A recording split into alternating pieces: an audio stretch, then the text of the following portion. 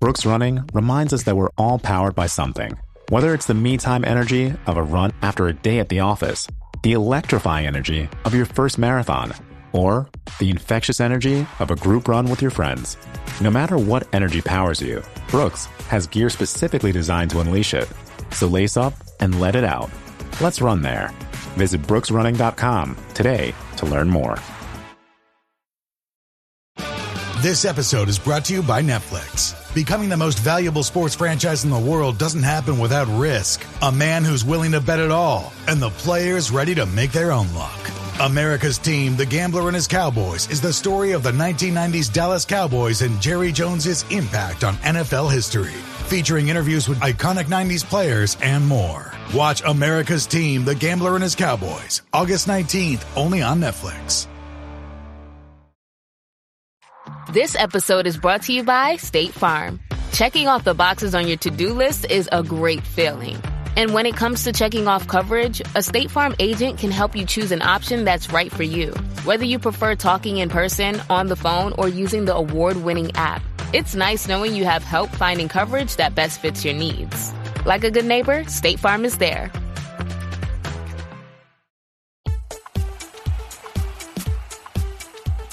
Hi, welcome to 1865, the Nottingham Forest podcast. It's Rich here, and in just a second I'm going to hand over to Tom for part 2 of our pre-season preview with some very, very special guests. We hope you enjoy the show. Hello and welcome to the 1865, the Nottingham Forest podcast. We hope at 1865 that you had having a great summer and eagerly awaiting the new season. On this 1865 season preview pod, we are joined by two familiar voices of Greg Oram from Talking Reds and Reiss Lane from Red Side of the Trent. How are you, lads? Good, mate. Yeah, great. Very happy to be here. Thanks for inviting us on. Yeah, not a problem. So let's start with you, Greg. I think enough has been said about Crystal Palace. Just before we started recording, this was having a bit of a chat regarding it. Signings or lack of signings, pre-season meltdowns. It's kind of like getting a bit quicker now in terms of players coming through the door and everything, and it's only just around the corner of the new season. But what are your expectations in the early weeks of this coming season? Oh, expectations in the early weeks. I mean, I think that in my mind is the whole of August and maybe the whole of September. That's 6 games. So if we're talking about in answer to your question, the early part of the season, I've looked at those games. Brentford at home, Palace away, West Ham at home for a first 3. Now, I think that they are arguably a really favourable set of fixtures for Forest based on last season, based on the squad we know we've had and the players that we've got coming in and hope to have coming in. And then when you look at September, it gets a bit tougher, to say the least, when you've got Arsenal away, and we get to go to the Emirates really and lay a glove on them. I think I'll be looking for that this time round. But then we're back at I beg your pardon. We're still away again against one of the newly promoted clubs, Burnley, and then back at the City Ground for Sunderland. So there's another 3 fixtures there that really kind of, you look at them and you think from a Forest point of view, they're all really.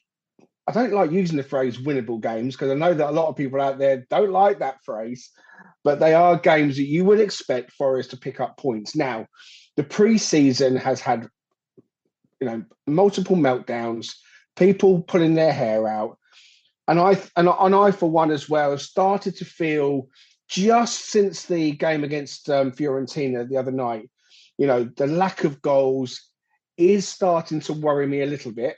Not so much that I'm getting worked up or I'm throwing my toys out of my pram, but I'm thinking it is about scoring goals. And 1 goal in the 6 pre-season games isn't a good stat. And I know pre-season's there for a reason, and I know it's there to get the fitness levels up and shake off the rust and all the rest of it. But these are seasoned professionals now. They don't come back into pre-season having put on X amount of pounds. They stay in shape. They look after their bodies. And so the synergy between the players, by and large, shouldn't be too difficult to recapture. Yes, we've lost Alanga. We're bringing in Dan Doy. as well as Jesus and Jay Cunha, and they're settling in and still finding their feet.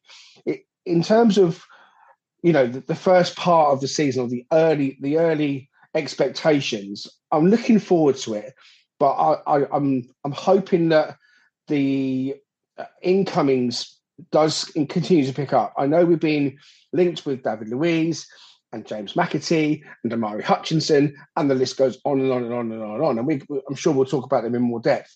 But it all comes down to how quickly we get them in through the door. We've only got one friendly left now against Al Qadsiya on Saturday. So as much as people say, oh, well, Nuno needs to have a pre-season with them, well, he's had a pre-season last year, and that went quite well, and the season got underway reasonably okay. And he's had a second pre-season, but I think we're still missing 5 players at least. And I still expect there to be people going out the door. So there's still going to be a little bit of upheaval. For me, it has to be a strong start. Those 6 games, we have to pick up a decent amount of points, because the fixtures that come after that are going to be a little bit more unforgiving. So, look, I'm expecting Forest to hit the ground running. I'm expecting a home win against Brentford, first game of the season. I'm not saying it'll be easy, because it's Brentford, but I've got them going down in my head. And I know that we'll talk about some of that a bit later on. I think that their transition is going to be a bit too much for them. So, yeah, my expectations are that we get off to a flyer, we bring in a striker, and we score some goals. Fingers crossed.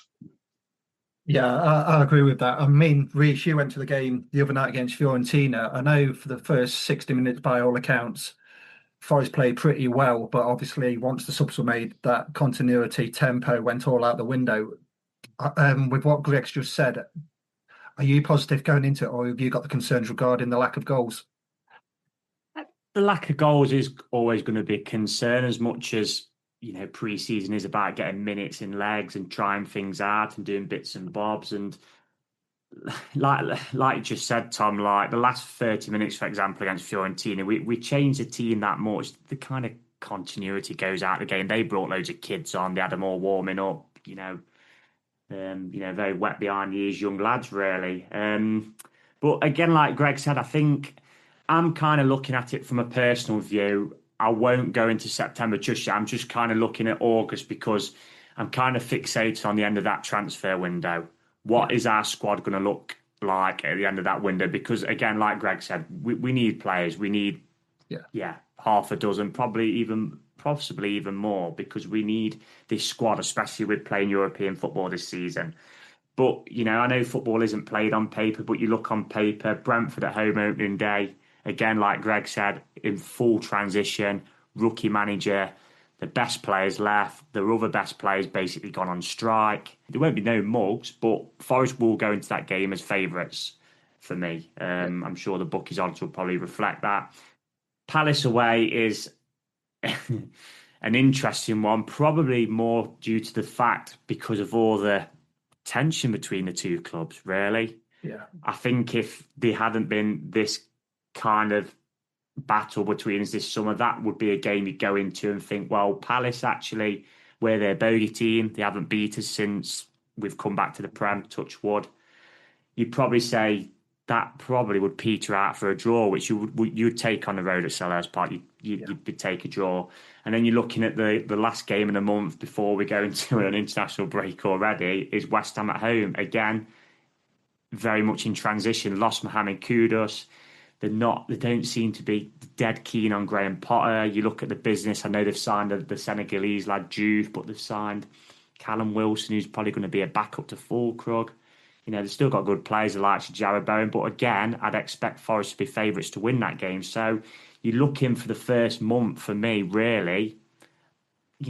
Some folk might disagree with this, but you're looking for a minimum of 7 points. At the very, very minimum, 6 of winning them 2 home games, which, you look at the 2 last season where we drew 1-1 with Bournemouth and 1-1 with Wolves. You look back on them games and think, well, we probably should have won one, if not both of them. We've also still got in the back of his mind the possibility of having a playoff or 2 playoff games in between them times, which we won't know until Monday. So I think for me, just getting off to a good start and the club's got to make sure that by the end of August, I apologise, that squad is in the condition what we need it to be to basically make sure that we're going to have a solid season, because by the end of the season, Nuno is pretty much relying on 13, 14 players. Yeah. And there was some players who was on the bench and he just couldn't turn to because he just didn't trust them. That has got to be eradicated for this season for me. Yeah, when you look at the squad, what we've got, and the Everton game, when he tried absolutely everything to try and do something in that game and ultimately lost the game at the back end of last season. And you look at the Fiorentina game and it's like your depth beyond that, 12 or 13 players, and that's probably the reason why we're not in the Champions League. Same with you, Reiss. This is a new horizon for Forest. We haven't been in Europe for 30 years since the 95-96 season. How do you think we're going to cope with the Saturday, Thursday, Sunday schedule? I think it would depend on the competition, mate, because I think with the Conference League, if it was to go back into that, it's kind of hard how do you talk at the minute, because we are technically in the Europa League as it stands, but there is still that hanging over his head, isn't he? If it was to be the Conference League, say if we went worst case scenario, I do think you could probably rotate more in that tournament, because obviously the opposition is going to be of a lesser standard. The Europa League, there's some good quality teams in there, and you know, if you're a first team player at Forest, you're going to want to play in the Europa League. You know, that's why you're at Forest to play in these European nights. If you've got, say, an AS Roma coming to town, or you're going to Ibrox or Porto, who, you know, won the Champions League this century, for example, are coming to town, you're going to want to play in these games, and Forest are going to have to play, you know, the better players to beat these teams. You might be able to, you know, rotate a few against maybe a few of the lesser sides, but you look at the projected pots throughout that tournament, and there is some really good teams in there. So the Thursday, Sundays is something they're going to have to get used to. But that comes down to the squad depth, really. There is going to be times when Nuno, you know, he might go with somebody starting, but after an hour, he might be leaning on somebody to come off the bench who's at the same quality to bring on. Yeah, he'll have an eye on the Sunday game. We'll play a squad then. He'll have he knows this though, because he had it with Wolves, so he knows the rigmarole around it, and you know that's probably part of the reason why we kept the likes of Willy Bolly on, just for the experience of it all, really. Yeah, definitely. I mean, Greg, when we played in the friendly over in Portugal about a week ago, they factored in a scenario where they played the game and flew straight back. So just to get into that regime of how it's going to be once you play your Thursday game, it's going to be obviously get changed, airport back to the UK. But what's your view on navigating this new schedule for Forest? Are you on the same path as Reiss, or have you got a different opinion? It's difficult to say, because I've got no clue why it has often caused teams issues. Because Wednesday football versus then playing on a Saturday, if it's Champions League, is the same as playing Thursday, then playing Sunday. The gap's the same. So that doesn't really come into it.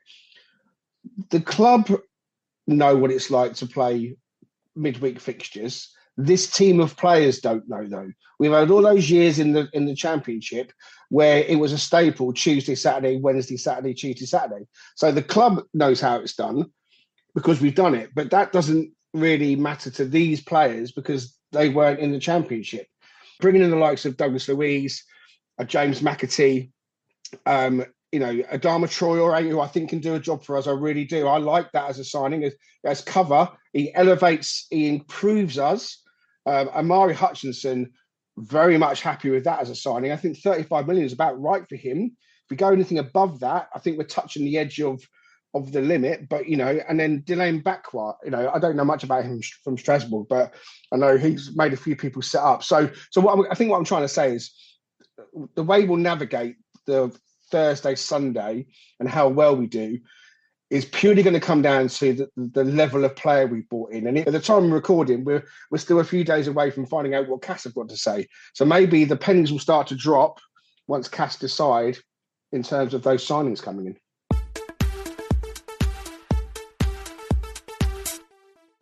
Eczema isn't always obvious, but it's real. And so is the relief from Ebglyss.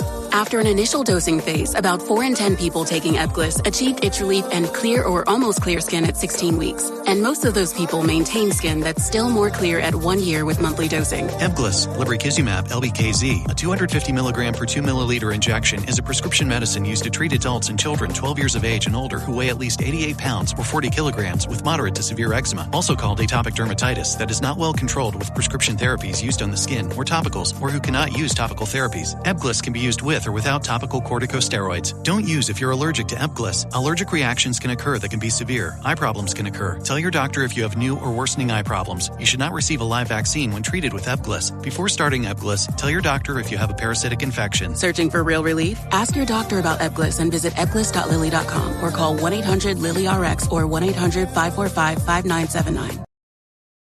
You're listening to 1865, the Nottingham Forest podcast. So on top of that, Reiss, is there any places in Europe where it's, if we say we're in the Europa League or the Conference League, either, is there any place where you think, oh, would like to go there to watch Forest? Obviously, I've seen keep up to date on these projected parts. The annoying thing is the kind of blue ribbon club in that top one is AS Roma. I've been to their ground and I hate the Olympico. You're miles away from the pitch. It's like the old Wembley, isn't it? Yeah, it was an absolute nightmare to get into. Obviously, if Forest are playing there, you're going to take it. Rome's a good city. Yeah. I've been to Ibrox as well. So I was kind of hoping we'd avoid Rangers, but I actually think that they might stay in the Champions League, to be honest, with looking at their draw with what they'll get in the next round. Look, mate, you don't want anywhere ridiculously far. Like, I've got a friend who's a Celtic fan, so their playoff is against Slovan Bratislava, which is not too far, Slovenia. Or they've got Kairat Almaty, who won the first leg 1-0 last night. Now, to fly to Almaty is at nearly 9 hours.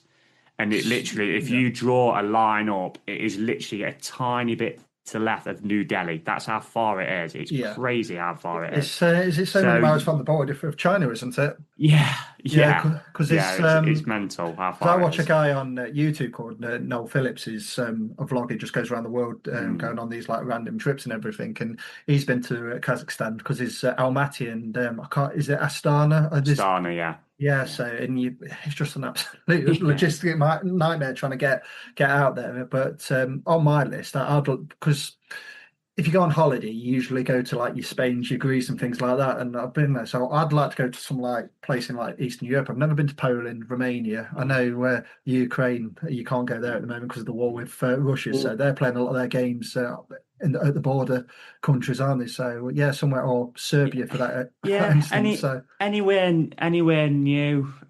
I'm pretty easy. I mean, look, a few seasons ago we were worrying about dropping into League One, so you can't kind of be like, ooh, a bit picky about if you'd take anything. This team in Europe, a bit nitpicking. Look, there's some attractive ties in terms of the statues of the clubs you play in the ground you go to, like you said, Tom, and there's also some attractive ties more with a sense of where the kind of location is. Like, I think the team who's bottom of pot 4 in the projection at the minute is Paphos, which is in Cyprus, so that would be a nice little trip, some winter sun, for example. I mean, I'm in Europe at the moment.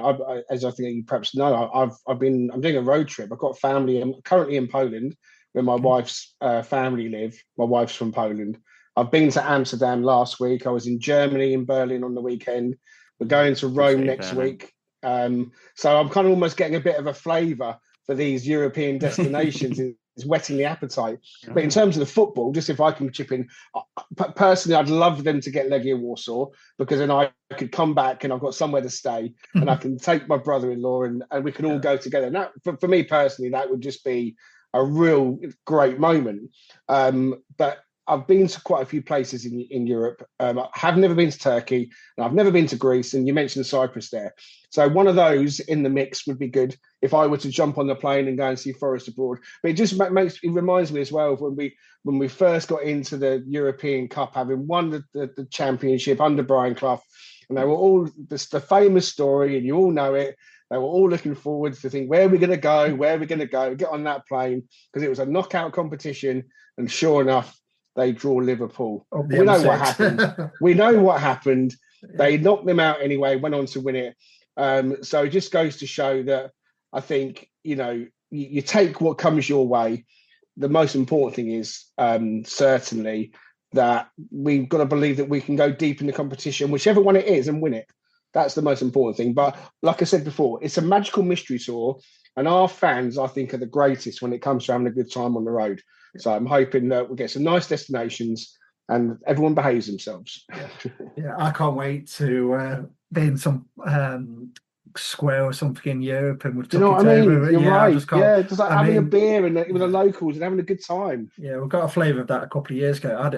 Unfortunately, I didn't go to the semi-final at Wembley for the FA Cup because our little one was on his way. But just the Green Man pub, which me and Reiss went to before the playoff, it's just like you just got a bit of a flavour then, didn't you, Reiss? Where it's like all the flags, everybody's all in one place and everything, and to replicate that on the continent, it's going to be amazing. So, but yeah, Greg, staying with you, going back to the domestic season, who are you looking forward to having a potentially standout season this year?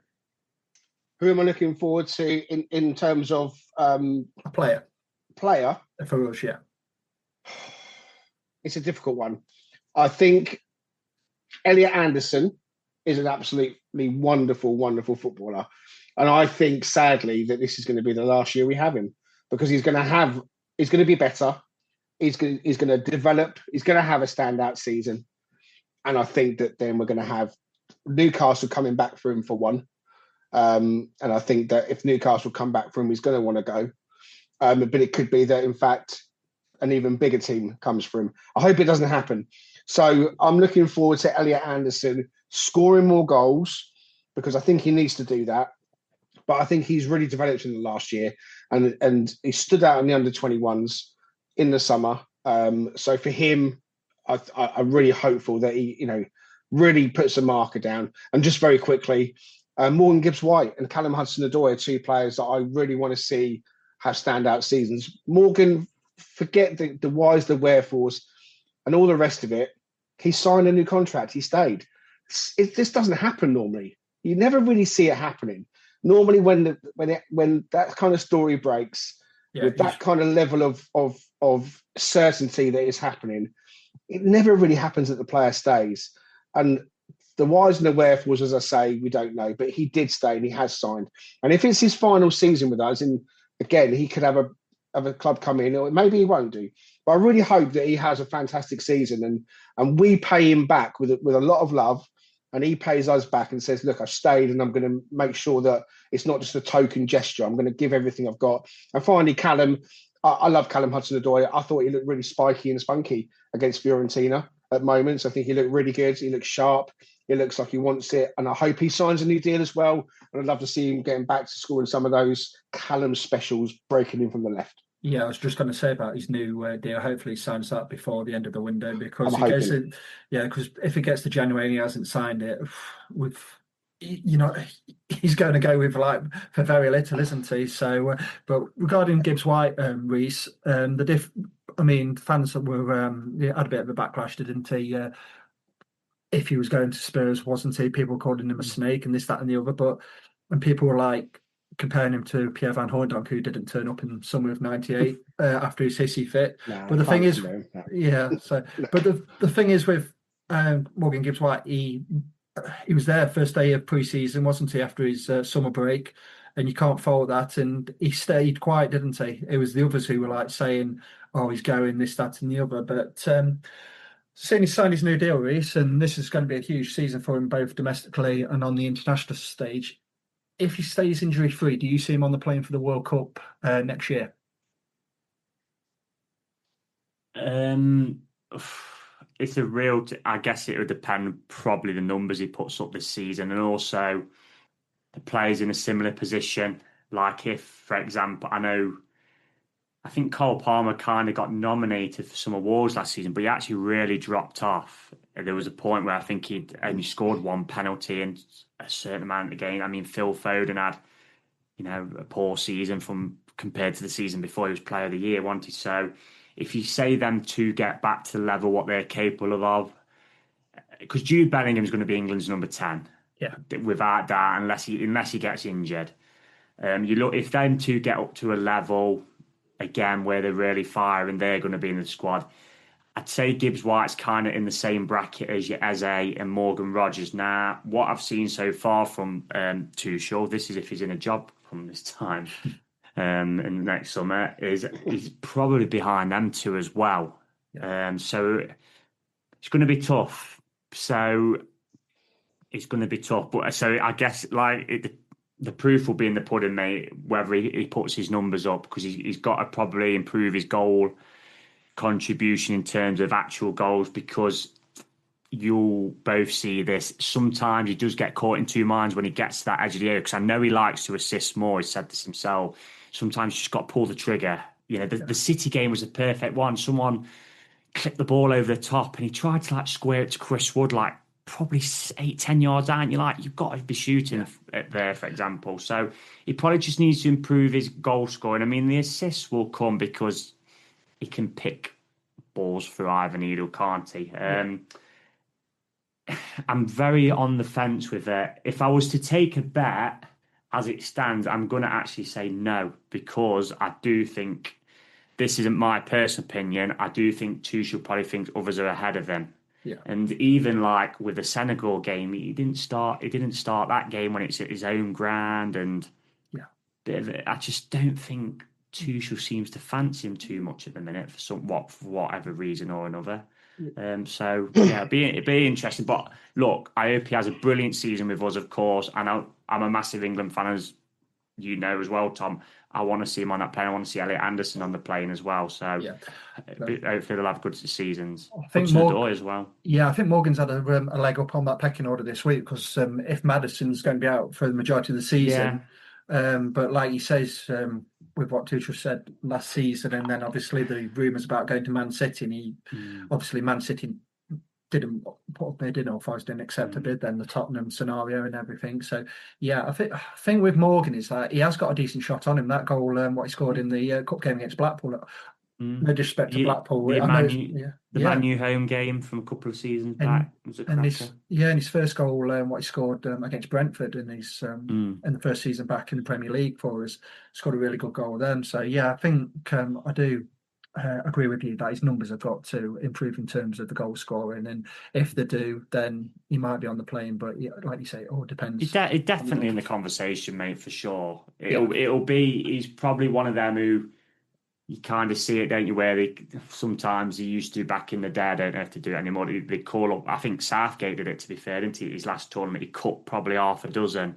It wouldn't surprise me, say, if Tuchel named a 30-man squad, he's in it, and then he might be one who might not make the cut, for example. But we'll see. There's a long way to go, and I think you're both right. Everything you said is spot on, and it'll come down to someone doesn't make it. Someone will be injured and won't make it. We know that'll happen. I think you touched on it then, Reiss, that maybe off the back of what I also just said about Elliot Anderson, maybe he's potentially got more chance of being on the plane than Morgan gets right. Because I just think, it depends how much. Depends on what kind of season they have. I mean, I'd love them both to have the season of seasons, and they're both on the plane, but the odds on that are going to be pretty long. I'm with Reiss. I think if the squad was announced tomorrow, he's not on the plane. But between now and then, there was a lot of football. He's going to have to get those numbers up, as we've all just kind of talked about. Score more goals and be the best Morgan he can be. And just like I said, embrace the fact he's a Nottingham Forest player, as much as he always has done. Because I'm not saying he's never done that, and show us really what he's all about. He's got another baby on the way as well, which that I only mention that because I know from personal experience that can just be life changing and can just elevate you again.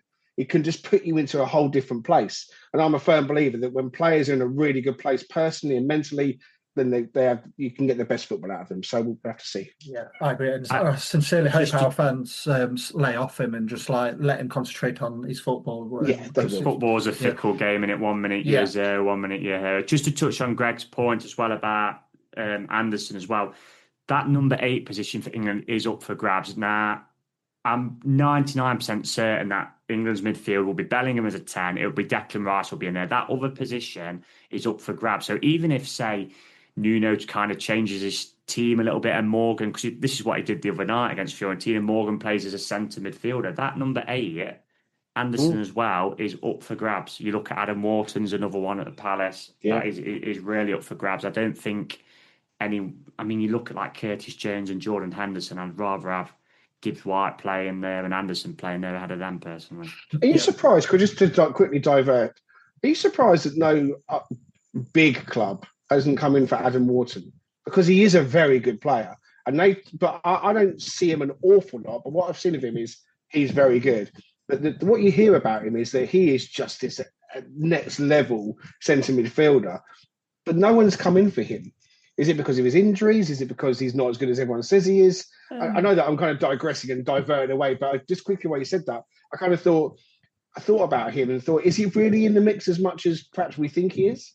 I think there's always kind of clubs linked with him, but I guess it's from like probably the elite club's perspective is they've kind of got a strike at the right time. And now if they're going to Palace and saying, look, Palace turn around and say, look, he's not for sale, we want 100 million, they're going to probably think, well, no, we're not paying that. But if it gets to like where we've had this summer with Morgan, where he's got 2 years left on his deal, then kind of clubs will start thinking, well, we can get him a little bit cheaper now. He might put the pressure on because he's not dead long on his contract. And I mean, he in my opinion, he will go on. This is no disrespect to Palace at all.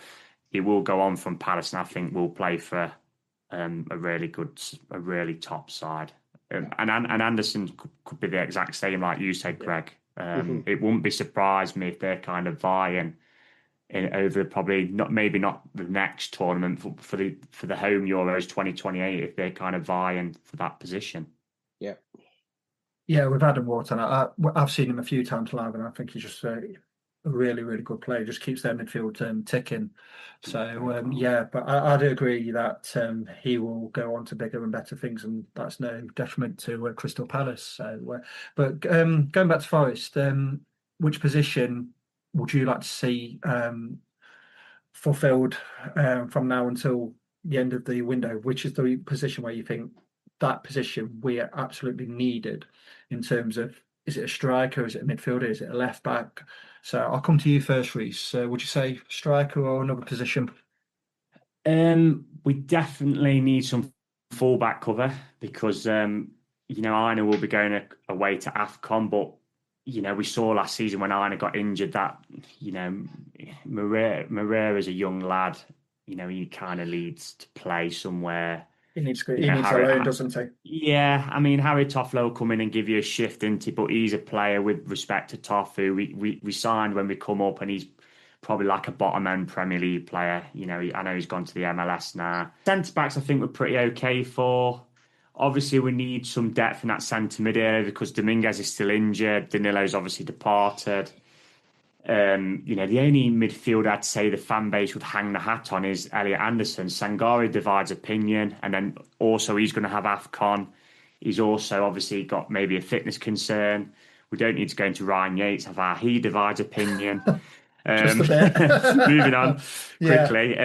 We obviously, we need some wingers, especially if Jota goes. We will need a winger each side, or at least 1+1 who could probably play across the front line, who could maybe play as a central striker at some point, who can kind of move about. That's why I was very keen on Mikatadze from Lyon. He was linked with Sunderland as well. He's gone really quiet, so I'm not sure what's happening. He's a lively player, isn't he? Yeah, I think that's what that Gessan can do, who's going to Villa, for example. We need reinforcements, mate. I'd say as it stands, probably the top priority, but different deals come at different stages. You have to do the deal when it's there. Sometimes your top target in terms of position might not be there, but your third target on your list, we can do that deal now, so you do it. But I think fullback for me is probably the one at the minute. I think the on about signing the lad, I'm not even going to try and pronounce his name. Jackson Tashua. You're the first person to say it. From Hellas Verona, I think it looks like maybe he might be coming in. And then hopefully, I think for the other side, we could probably do with a left footer really to give us that natural balance, because then we'd have three right-footed fullbacks, wouldn't we? Yeah, I mean, some Forest fans on various social media sites have been saying about Murray Hutchinson, and it's that English tax, isn't it? I mean, the signing from Chelsea, he looked good in spells, but he didn't rip it up for Ipswich. I know they went down and everything, but they want 35 million. Then is the kid at Southampton? Is it? Diblin. Diblin. Yeah, and they want 45 million for him. So I can see why Forest are looking at the winger from Strasbourg. Is it Diana?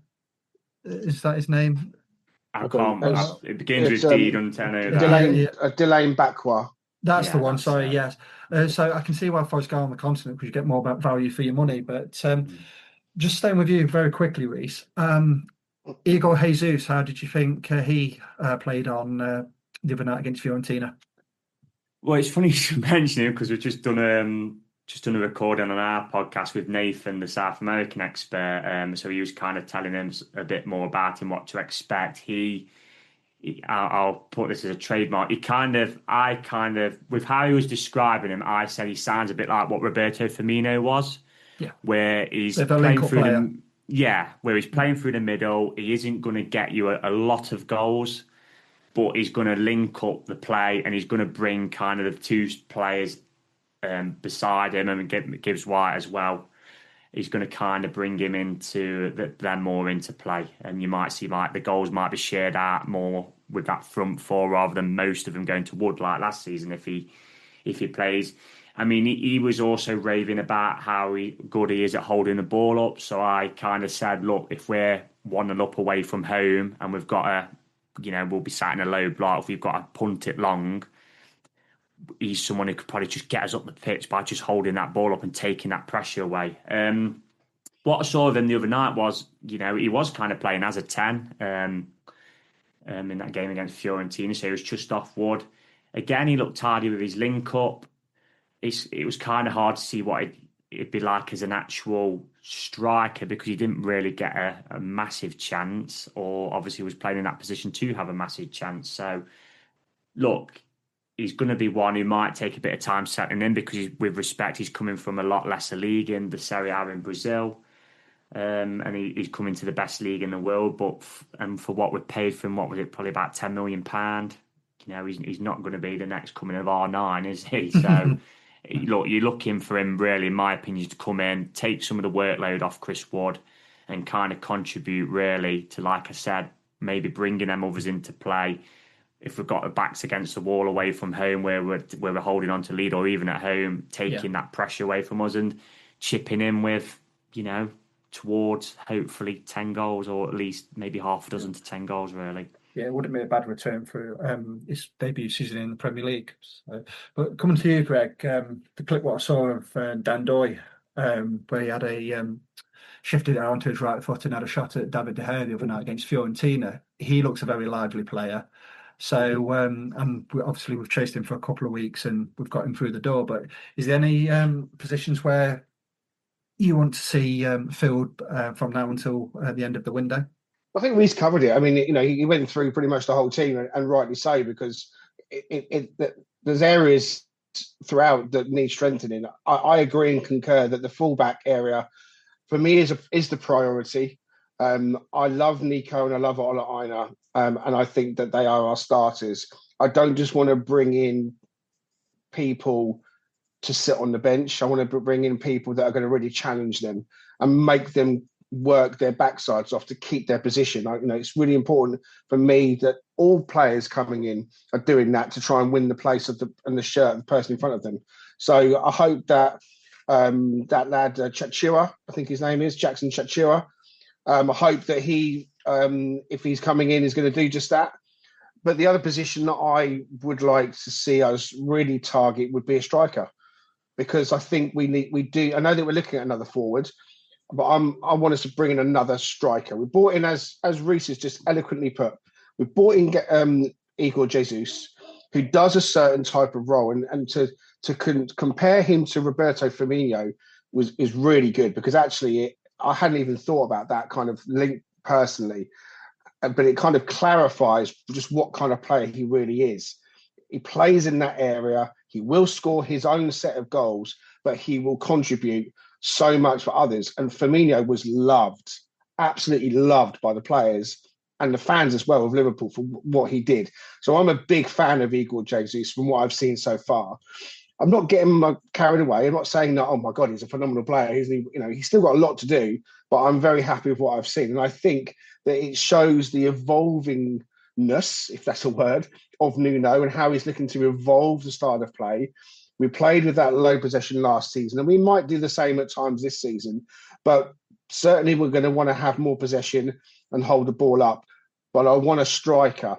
Wood was brilliant. He had the season of seasons, but his XG was just ridiculous. And if he's going to repeat last season, which I think he's got in his locker, don't forget, 51% of Wood's goals were assisted by Anthony Elanga as well. And we've lost Anthony Elanga. Now, Dan Ndoye, again, you're right, Thomas. I thought he was exciting and looks exciting. He was on the ball against Fiorentina on that right-hand side more. And we saw more of him kind of dribbling with the ball a little bit. And I think that he might just be a little bit better in that respect than Anthony Elanga. I don't know. It's maybe early to say. He's got enough pace for him to bother defenders. So he looks great. I'm really excited to see him, but out-and-out striker. And I said this yesterday. It's not going to happen, right? This is not going to happen. But there's just a little something in the part of my head, and I don't know what it is or why it is. It makes me think that Forest might try and go and get Nicholas Jackson on loan. Now, he's probably going to end up at Newcastle, right? Because Isak's going to go to Liverpool. We know that Darwin Núñez has already gone to Saudi and all the rest of it. And Nicholas Jackson will probably end up at Newcastle because Sesko's going to Man U. But I don't know what it is. Just a niggling little thing is that we might try and go and get Nicholas Jackson on loan. Whether that's the right thing to do or the wrong thing to do, I'll leave that for everyone else to decide. But what I'm trying to get to is that I think we need another goal-scoring striker who comes in, is a number 9, who is a number 9. Not someone like Jesus who comes in, can play as a 10 and can play on the left a bit and do this and that and the other. Someone who comes in is going to be a goal machine.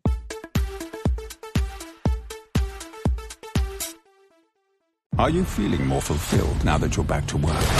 This Friday. No. I need a vacation. See the movie that critics are saying is an awesome, Look at that. crowd-pleasing, fist-pumping, all-out brawl of a film. You're right about that. They're coming after our family. Go fix this. Oh, my. Nobody 2, rated R. Only in theaters Friday. You're listening to 1865, the Nottingham Forest podcast. Last season, the Achilles heel was our lack of being adaptive in games, like the Everton game, and there was the Chelsea game where we've got one way of playing, and that's it. And once that gets nullified, and I think Nuno's realised this probably since probably the March time that teams are cottoning in on how we're playing, and just like. I think it was the Chelsea game. I know it was the back end of the last game of the season, but as soon as they lost the ball, 11 men behind the ball, and that was it, and they just stopped us from playing. So it's good to see us a bit more adaptive, and we're going to probably see a bit more of the ball with the players we've got, etc. But we need to have like a plan B and a plan C in certain games, because this counter-attacking football low block, it's good to watch for a Forest fan, but I don't think it's sustainable for the long term. Right. Yeah, definitely. So just to finish off then, where do you think Forest will finish this season, and who do you think will go down, and who is your top 4? And I'll start with you, Reiss. I'll start with the top 4. I was for quite a while, and your brother will testify to this, that Tom was quite convinced that Manchester City were going to come back and win the league this season, but I do think Isak goes to Liverpool now, so they're going to be favourites if he goes there, because the signings have made, the money they've spent. If they sign Isak, they're going to probably have spent about 350 million with Frimpong and Kirkez as well. And they got 70 in Ekatike, I forgot about him. So crazy. I forgot about Ekatike. So I'd make them. I personally think the top 4. I don't think you get many who would argue any different top 4. I think it's going to be Liverpool. Second, I'm going to edge for Manchester City, and then I'm going to go Arsenal. I'm going to go Chelsea. I don't think many people would say different from that. Obviously, if we do get another Champions League spot, that 5th place for me is up for grabs for probably half a dozen sides, really. Could you include Forest in that? Well, who knows? It depends what the squad looks like come end of August. So we'll have to see. Where do I think Forest will finish?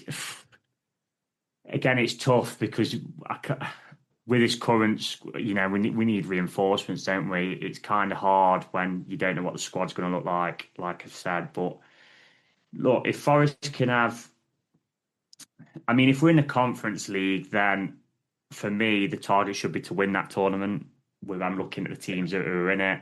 If we're in the Europa League, I'd say the target probably would be to get through the league stage, and if it is a playoff, if you finish in that middle order and to get into knockouts. I know fans will say, well, Tottenham won it last season, but the problem with Tottenham is they kind of chuck the Premier League in, and Tottenham have got a lot of European experience, that club.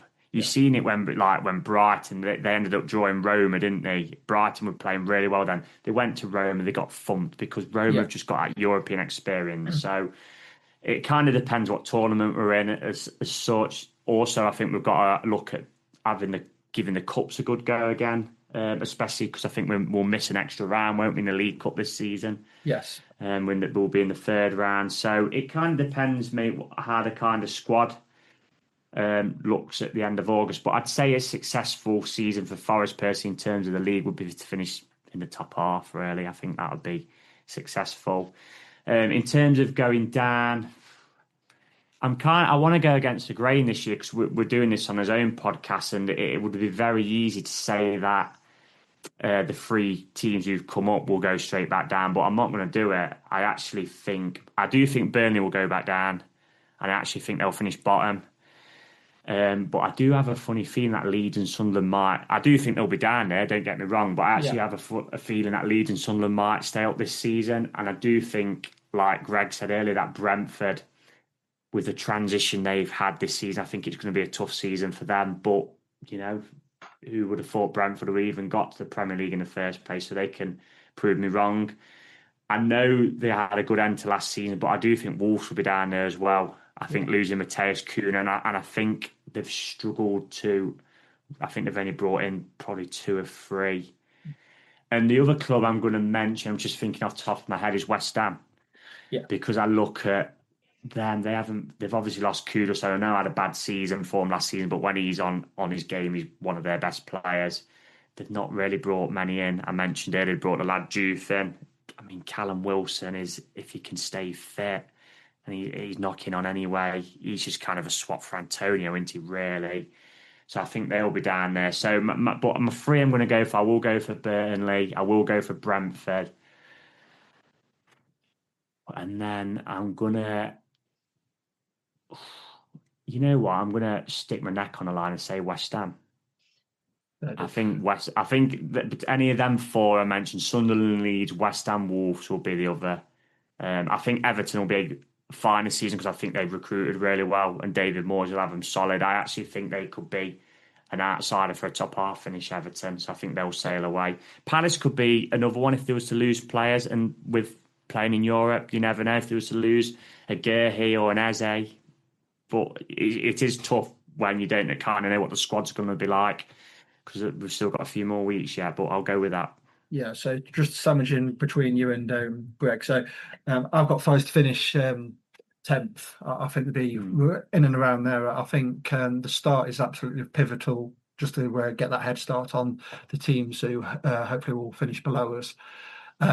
So my top 4, I've gone with, I think Liverpool, with what we just mentioned. I think they've spent really well, recruited really well. I don't think they're going to miss Darwin Núñez and the players who they've got in, Isak and Ekitike, I think, and then they've got Florian Wirtz, Kirkes, and Frimpong. So they've recruited really well. I think Man City will be second. I think with just the Pep side, they've just got that know-how of being in and around it towards the business end of the season. I think Arsenal now, finally, after about 4 or 5 years, they've got a striker in, so I think they will push them to. I don't think they'll be good enough to finish in second place or first place. And then, because of the squad, what Chelsea have got, I think Chelsea will finish 4th personally. I think they finished the season really well and on form. I think they deserve that Champions League spot. And I mean, they had a bit of a wretched Christmas period, didn't they? But soon as they got out of that, I think they were the chasing pack and they got in, didn't they, when they beat us? And then the teams to go down. I think, like you, Reiss, I think Burnley will go down. I just don't think they're strong enough. I don't think they spend a lot, but they don't spend it on quality, if you know what I mean. Yeah, they've signed Broju and that other Chuck, weren't they? Who played really well against us for Saints. I think yesterday it was. But I think that they need a lot more than that to stay out of the bottom three. I think Brentford will go. I think there's. They're knowing Brentford, everybody will be saying they will go down because of what's happened. They will somehow turn it around and finish mid-table like they normally do. But yeah, I think with Thomas Frank, I think it was the glue what kept that club together of how he is. And Keith Andrews, it's his first job, isn't it, in as a first team coach or manager. And I think Wolves will go. I think their fans are bemoaning the fact that. Fosun, isn't it? They don't invest. Yeah. They've sold a lot, and I think West Ham will be probably just about okay. But yeah, Sunderland, they've spent and recruited quite well, but it's all right doing it on paper. It's how they perform, Still going to be very tough for them.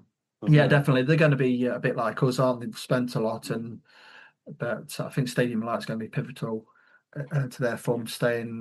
If that gets bouncing, when we know it can be raucous atmosphere up in the northeast, and then I think Leeds will be all right. I just think the thing is though, their fans are a bit like saying, "Well, we're not keen on Daniel Farke," but San Francisco 49ers and Red Bull have took over the ownership of that club, haven't they, in some capacity? So I think they'd be okay, to be honest. But like I said, we can all have our predictions. We just don't know until a ball's kicked. But coming to you, Greg, after you've heard me and Reiss. Well, you haven't left me very much, have you? Really dissect. Who's gonna finish fifth? Tell me that. Who gets that last Champions League spot? Well, look, I mean, when it comes to top four, I've got it written down here as well. So I've got Liverpool to win. The investment they've made, the players they brought in, speaks for itself. I've got Chelsea to finish second. I think that there's just won the Club World Cup, and I know that people will say, well, they had a bit of an easier path to it, but the way they dismantled PSG in that first half, and the players that they've brought in and are continuing to bring in, I think that Chelsea begrudgingly are potentially back. Arsenal third and City fourth is what I've got. In terms of the fifth place, if it's going to be a Champions League spot, you're right to say that it could be Villa, Newcastle leading the way in terms of that charge. I don't think Man United and Spurs have the bounce back seasons that they're hoping for. In terms of Forest, my heart says we finish sixth, and that's because I don't want to believe that we've just had a one season wonder where everything was great. I believe that Nuno will build on that, and I believe that Mr. Marinakis' ambition that everyone talks about all the time, but rightly so, because it is crucial to the whole Forest story. It drives you forward, and he expects, and he only will have everyone, going for the very best that they can be. So I believe that Nuno and the team will build on last season, but it's going to be tough. We know about the recruitment, we know about the competitions they're in. So my heart says sixth. My head says 11th, and I'll be happy with that. I've got to be honest with you. Given that we're taking on another competition, I'm kind of happy with that to a certain degree, because maintaining our Premier League status is crucial. It's all well and good bringing in the European competition, and to kind of contradict myself a little bit, from what I've just said about Mr. Marinakis expects the best and the ambition is the highest it can be. I still think that the reality check is that 11th place for a team like Forest in season 4 back in the Premier League is still a reasonably good kind of place to be, to kind of go again.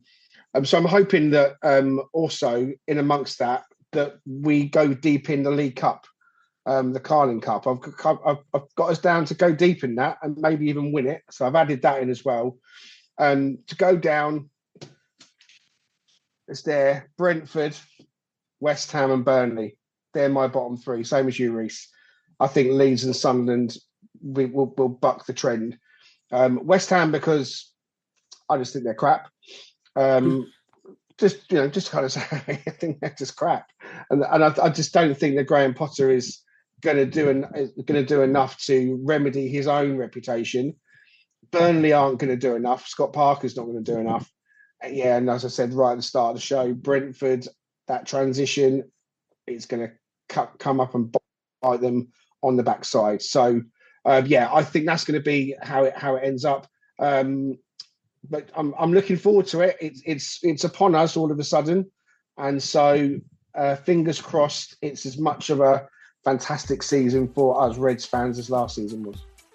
Big thanks to Tom and to Greg and to Reiss for that comprehensive roundup of what they think is going to happen in the coming season. If you haven't listened to it yet, check out part 1 of our pre-season preview, which was in your feeds as part of our Football Terrorist strand, and also listen out because later in the week we're going to bring you part 3 of our preview when we have a chat with City Ground Stadium announcer and all-round legend Mark Dennison. Come on, you Reds! You've been listening to 1865, the Nottingham Forest podcast. If you like what you hear, please subscribe and leave us a review. It helps other listeners find our content.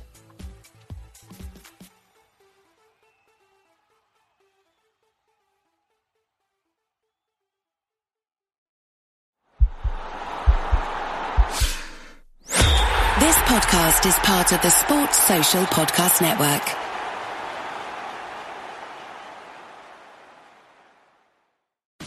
You'll get more than you expect with McValue at McDonald's. Like deals on your late night go-tos when the party goes till dawn. And savings on their faves. So date night always passes the vibe check. Plus, when the fam shows up for the weekend, you can show out for breakfast. Buy one breakfast sandwich, add one for $1. Only in the app. Limited time only at participating McDonald's. Valid once a day. Must opt into rewards. Ba-da-ba-ba-ba.